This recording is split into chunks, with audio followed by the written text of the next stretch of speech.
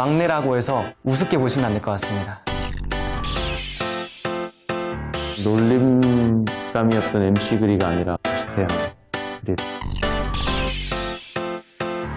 하기 싫은 걸 시키는 거. 이런 게 진짜 극혐인 것 같아요. 꼰대라고 부르는 그 사람들은 제발 그만 말했으면 좋겠어요. 어린데 뭘 알아 하니까 생각난 거, 세상이 바뀐 거를 인정하세요. 세상이 페미니스트한테 지옥이라서 지옥에서 온 페미니스트거든요. 힙합은 문제를 해결하는 데 가장 좋은 방법이라고 생각합니다.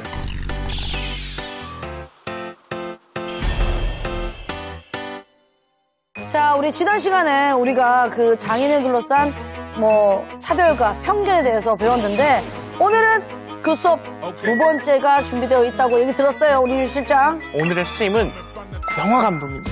영화 감독. 네. 뭐야? 아니 그러면 우리 지금 오랜만에 그냥 영화 보는 거야? 심지어 최근의 영화도 개봉했습니다. 어머. 자, 오늘은 영화 보는 날. 와, 진짜. 진짜요? 정말요, 그럼. 이제 건강해? 언니 좀 봐봐. 인사 좀 해줘봐.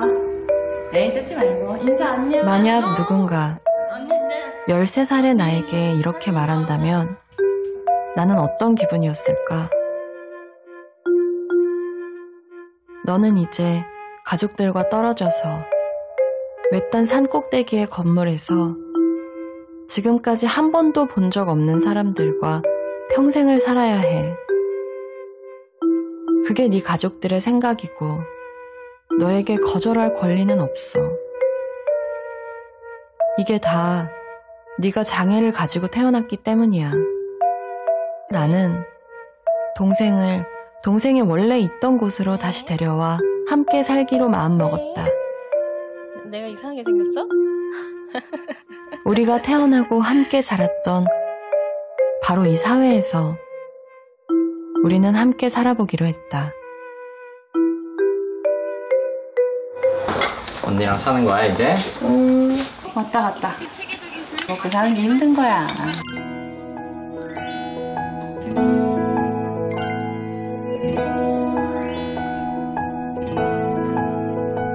왜 안 할게요? 왜 안 할게요, 선배들? 화를 내고 있는걸? 아, 왜 안 할게요?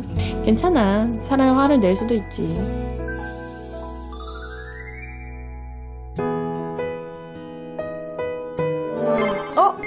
뭐야? 벌써 끝난 거야? 예. 아니 왜 끊어? 에이, 지금 한참 뒤쪽에서 보고 있는데 감칠맛 나게 이렇게 끊는 게. 안녕하세요. 안녕하세요. 안녕하세요. 아까 그 영화에 나왔던 네. 영화 선생님. 아까 화면에 보신 그분이 맞으신 거죠? 네, 저는 생각 많은 둘째 언니라고 하는 이름으로 활동을 하는 유튜버이자 이제 방금 보신 어른이 되면이라고 하는 다큐멘터리를 만든 장혜영이라고 합니다. 예, 환영합니다. 예. 근데 뭐 왜 별명이 생각 많은 둘째 언니인 거예요?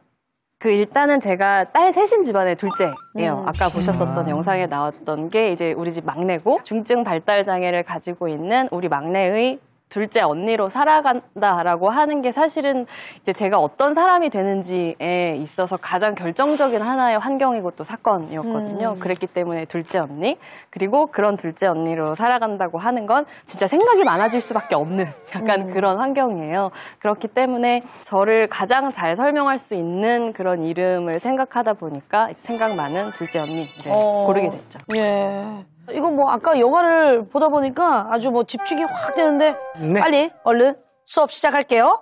세상에 할 말 많은 신말 이초 래퍼들과 지식인이 만나는 콜라보 강연쇼 배워서 남줄래. 동생이 13살 때 장애인 거주시설로 옮겨져서 18년이라고 하는 시간을 이제 억울할 것 같아요. 나를 미워하는 건가? 그 시설에서 제공하고 있는 것이 진짜 보호인가? 왜 생겼는지 알 수 없는 상처가 몸에 자꾸 있고 동생한테 쓱 물어봤어요. 혜정 언니하고 살래? 오셨어요. 안녕하세요. 머리 조심. 반갑습니다. 예. 여기 앉고 싶어요? 앉아도 돼요. 내 자리 뺏겼네. 내 자리 뺏겼네. 어디야? EBS. 좋아, 좋아, 좋아. 설렜어 네가 나를 떠나버렸어. 설렜어 네가 나를 버렸어. 오늘의 주제는 바로 발달 장애인 동생과 함께 살기로 했다. 그래서 아까 보셨었던 영상의 앞부분에 나왔었던 질문으로 다시 돌아가서 오늘의 얘기를 시작을 하고 싶어요. 지금 한번 눈을 감고 상상을 해보시면 좋을 것 같아요. 지금 여러분은 막 13살이 되셨는데 여러분의 부모님이 오셔서 이렇게 말씀을 하시는 거예요. 너는 이제 네가 지금까지 살고 있던 이 집과 가족을 떠나서 네가 한 번도 가본 적 없는 곳에서 네가 한 번도 만난 적 없는 사람들하고 평생을 살아야 돼. 그리고 너에게는 이걸 거절할 권리는 없고 이것이 너의 가족들의 생각이야. 라는 상상을 한번 해보시면 좋겠어요. 와, 그렇게 상상을 하셨을 때 어떤 기분이 드셨는지를 좀 여쭤보고 싶어요. 그냥 억울할 것 같아요. 왜냐면 가족들의 생각이야라고 이미 단정을 지어버린 거니까 되게 억울한 감정이 많이 들 것 같아요. 나를 미워하는 건가? 라는 생각이 들 것 같아요. 갈 거예요? 아니요. 저도 엄청 떼쓰면서 이유를 묻기 전에 일단 안 간다고 저항부터 할 것 같아요. 그렇죠. 굉장히 불행하게도 안타깝게도 그 일이 바로 제 동생의 삶에서 실제로 일어났던 일이에요. 저의 동생은 아주 어렸을 때부터 이제 중증 발달 장애가 있다는 것이 밝혀졌고 13살 때 집을 떠나서 이제 장애인 거주 시설로 옮겨져서 이제 그곳에서 18년이라고 하는 시간을 이제 살아야 했어요. 저는 정신지체나 자폐라는 단어를 좀 더 많이 들어본 것 같은데 발달장애랑은 좀 다른 건가요? 그러니까 정확히 발달장애라고 하는 거는 이제 지적장애와 자폐성 장애 이 두 개 다를 발달장애라고 하는 이제 이름으로 부르고 있어요. 근데 모든 인간이 사실 똑같이 발달하지는 않아요. 그렇기 때문에 발달장애라고 하는 관점에서는 이 사람이 표준하고 다를 수는 있지만 어떤 환경에서 어떤 경험을 하느냐에 따라서 계속적으로 변화해 나갈 여지가 있다라고 하는 걸 열어놓고 있는 거기 때문에 발달장애라고 하는 말을 지금 쓰고 있습니다. 이제야 조금 이해가 되네요. 근데 아까 뭐 살짝 얘기해 주셨지만 18년 동안 정말 긴 시간이잖아요. 그렇죠. 그 시간 동안 동생이랑 떨어졌다고 하는데 어떤 사연이 있는 거예요?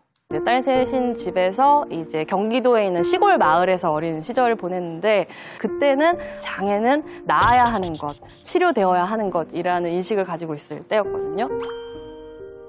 그래서 이제 저렇게 어릴 때 저희 집은 넉넉한 편은 아니었기 때문에 아버지는 계속 일을 다니시고 이제 어머니는 동생을 처음에는 의학의 힘으로 이제 치료를 하려고 이제 병원을 전전하시다가 종교의 힘으로라도, 그러니까 말하자면 기적으로라도 이거를 치료하고 싶다라고 생각을 하셔서 되게 열심히 종교 활동을 하셨어요. 그래서 저 같은 경우는 이제 1살밖에 차이가 안 나니까 사실은 늘 일상의 모든 순간을 동생과 함께 지내는 이제 부모님 안 계실 때 대신 함께 있는 이제 그런 사람으로 계속 어린 시절을 보냈던 거죠. 어느 정도였냐면 중학교 갈 때가 되니까 늘 제가 붙어 있다가 이제 학교가 떨어지잖아요.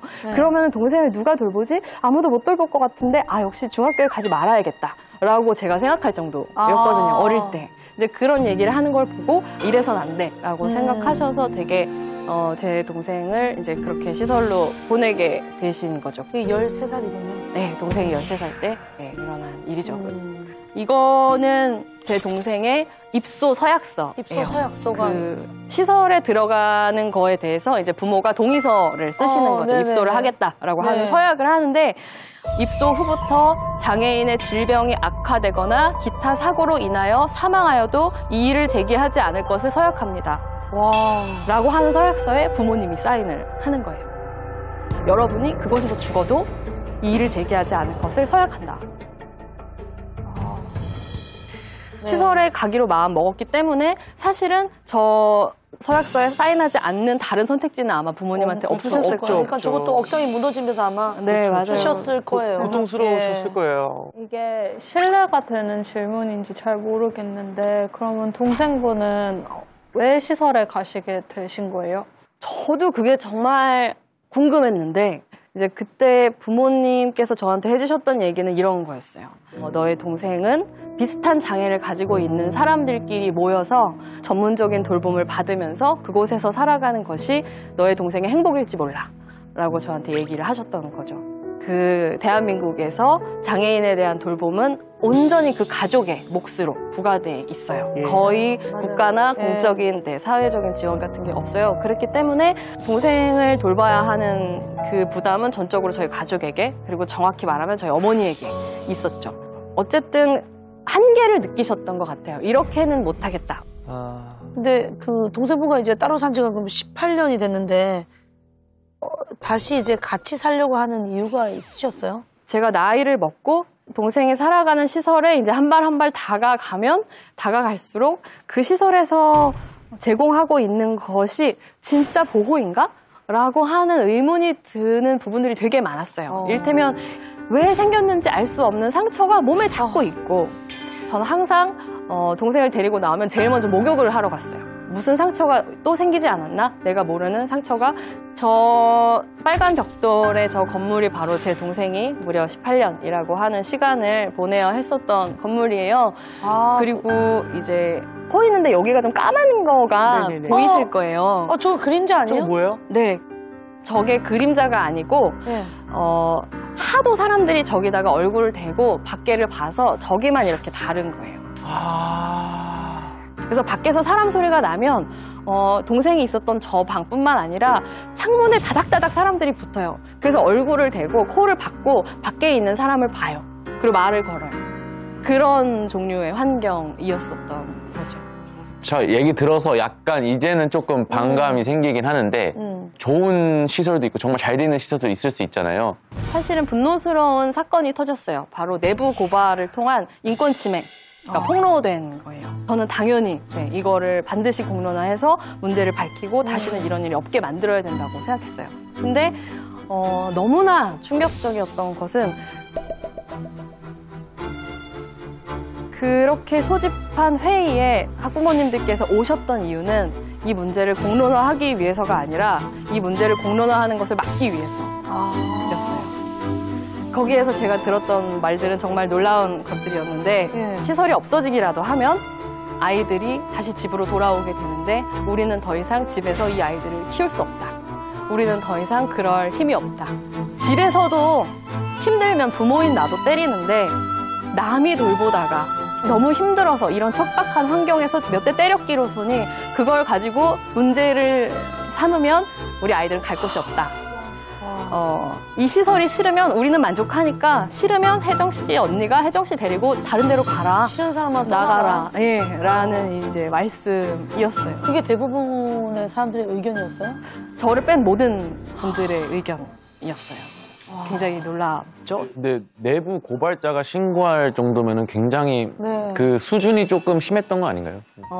밥을 잘 먹지 않고 싶은 사람에게는 밥을 먹지 않으면 문제가 되니까 밥과 국, 반찬 모든 것들을 다 잘게 잘라서 그냥 국그릇 안에 넣어서 매일같이 마시게 만들거나 혹은 이제 약을 되게 많이 먹어요. 시설 안에 있으면. 왜냐하면 활동이 많아지고 이러면 자꾸 싸움이 되거나 이렇게 하니까 약을 많이 먹으면 되게 목이 마르잖아요. 그러면은 물을 많이 마시게 되는데 근데 물을 많이 마시면 화장실을 자주 가야 되고 혹은 이제 밤에 실례를 하고 이런 경우가 있잖아요. 그러면 이불 빠는 게 너무 힘드니까 물을 딱 정량만 정말 정해진 양만 주는 거예요. 근데 목이 마르잖아요. 그러면 이 사람이 어디를 가냐면 화장실에 가요. 변기에 있는 물을 먹어요.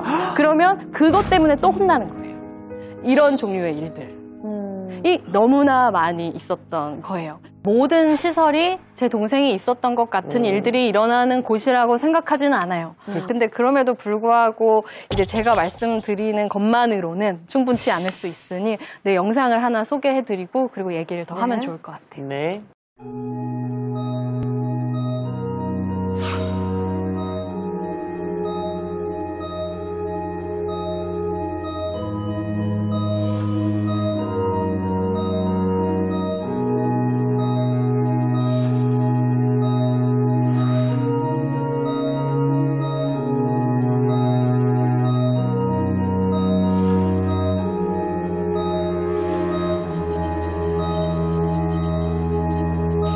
장애인 복지시설에서 수년 동안 상습적인 인권 침해가 복지시설에서 장애인을 성폭행하고 학대했다는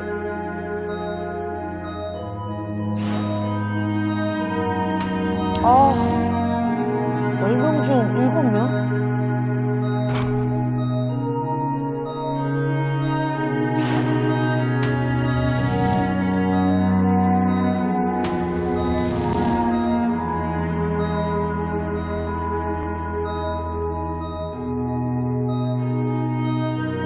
왜 저래?